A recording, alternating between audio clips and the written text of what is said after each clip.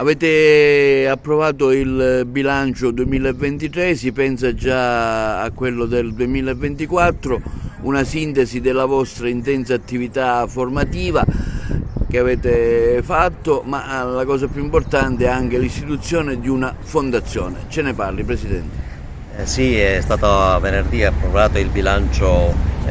consuntivo del 2023, il bilancio preventivo del 2024. Un ringraziamento in primis in particolare va al nostro tesoriere Michele Zambuto, che ha presentato i lavori, la relazione e che ha seguito durante tutto quest'anno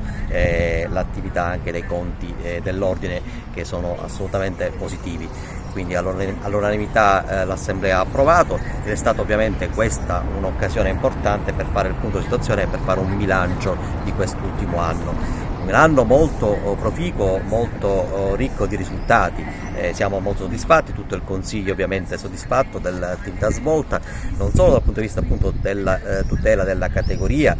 sia per quanto riguarda il codice deontologico, sia per la puntualizzazione dell'obbligo delle prestazioni appaltanti di attuare l'equo compenso. Sappiamo che c'è un forte dibattito sull'obbligo o meno di compensare i professionisti secondo quello che è previsto nel nuovo codice dei contratti, e cioè il rispetto delle tariffe che sono state inserite nel codice dei contratti e ribadite con la legge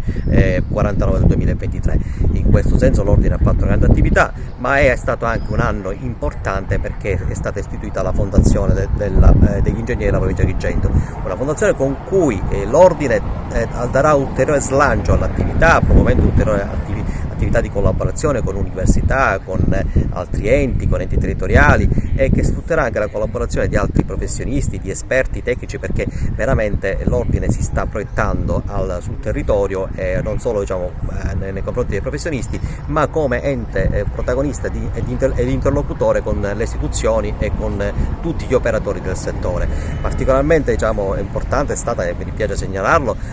la celebrazione del centenario dell'albo della Costituzione, dell'albo degli ingegneri a livello nazionale, occasione che